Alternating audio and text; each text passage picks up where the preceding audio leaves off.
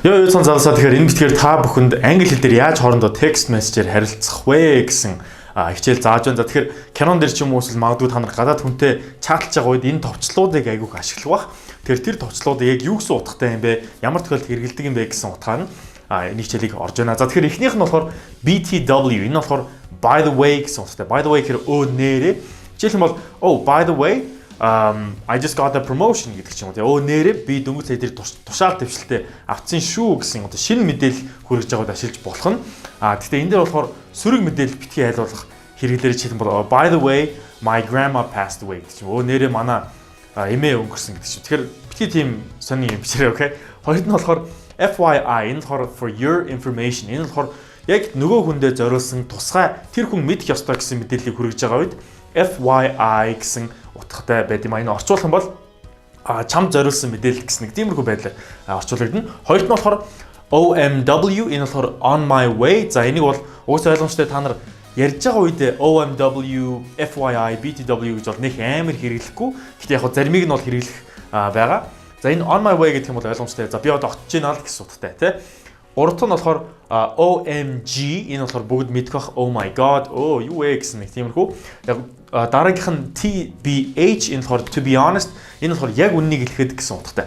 To be honest I didn't like that burger гэдэг ч юм уу те. Яг үннийг хэлэхэд яг тэр бүрэг надад нэг амар таалагдаагүй гэдэг ч юм уу. Тиймэрхүү ингээд үннээ хэлж байгаа үед TBH гэж хэлдэг байгаа.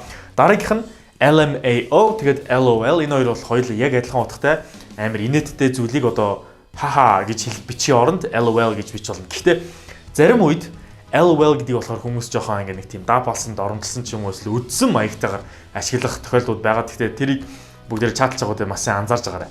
За дараагийн хэд маань болохоор одоо үеийн залуучууд айгүйх текст нэр ашиглаж байгаа хэд хэдэн үгнүүд байна. Эхнийх нь болохоор IKR энэ болохоор I know right энэ болохоор ингээд тийм байгаа гэсэн утгатай. Одоо жишээлх юм бол ингээл тэрний өнгөцсөн энэ цамц нь ямар амар өнгөлөг юм бэ? Одоо бүр хитрхи өнгөлөг маа гэх юм бол I know right тэр бүр тийм байгаас гэсэн нэг тиймэрхүү утгатай. Дараагийнх нь IDK энэ болохоор I don't know гэсэн утгатай. Би мэдэхгүй. Гурав дахь нь IDC энэ болохоор I don't care надад ч хамаагүй. Жишээлх юм бол what do you think I should wear? These shoes or these shoes? Тэгээ энэ гутлыг өмсгүү, энэ гутлыг өмсгүү гэх юм бол I don't care. Надад хамаагүй гэсэн утгаараа тий. Дараагийнх нь YOLO. За энэ YOLO бол хүмүүс айгүйх ашигладаг гэсэн. Одоо үед нэг ашиглахаа болцсон бах. You only live once чи ганц л амьдрна. Нэг хэсэг бас монголчууд энийг бас айгүй ашигладаг гэсэн тий. За ганц л амьдрахын юм чинь ингээл Facebook, Instagram дээр сонь босоод гаргаал тий. Дараагийнх нь BRB нь болохоор чатлж байгаа үедээ за байж байгаараа бигээс 0 орчоод ирээ эсвэл би яг нэг тийш явчаад ирээ. За байж байгаараа гэх юм чинь тэр утгыг агуулж байгаа. Be right back. За би явчаад ирээ гэсэн утгатай тий. Дараагийнх нь WUU2 нэгсэндээ woo гэж байгаа юм шиг тий. Гэхдээ энэ болохоор what are you up to буюу чи яг юу хийж байгаа юм бэ? Чи яг одоо юу хийгээд сууж байна гэсэн иймэрхүү утгатай. Дараагийнх нь WYD энэ болохоор what are you doing? Чи яг одоо юу хийж байна? Энэ хоёр бол ер нь бол төстэй утгатай. Ер нь бол яг адилхан утгаар илэрхийлж явж байгаа. Сүүлээс хоёр дахь нь IMO энэ болохоор in my opinion миний бодлоор. Тэгээ хамгийн сүүлийнх нь болохоор WBU энэ болохоор what about you? Жишээлх юм бол how are you гэдэг юм дөө. I'm good. What about you? Тэ? Би дэжгүй тайван дөө. Харин чи гэсэн нэг иймэрхүү асуулт асууж байгаа үед what about you гэд асуух байгаа шүү. Окей?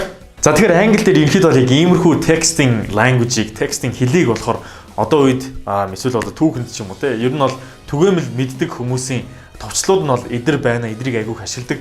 Тэгэхээр хэрвээ та нар гадаадтай харилцаж байгаа бол эдгээрийг ашиглаад үзээрэй. Тэгээд нөгөө хүмүүс нь бас гайх бах. Вау чи ханаас юм сурсан гэдэг ч юм уу. Тэгэх юм бол тэр үед Тамкагаас сурсан юм аа гэж хэлээрэй. За тэгэхээр бүгдээрээ хичээл дууслаа дараагийн хичээлээр уулзцгаая.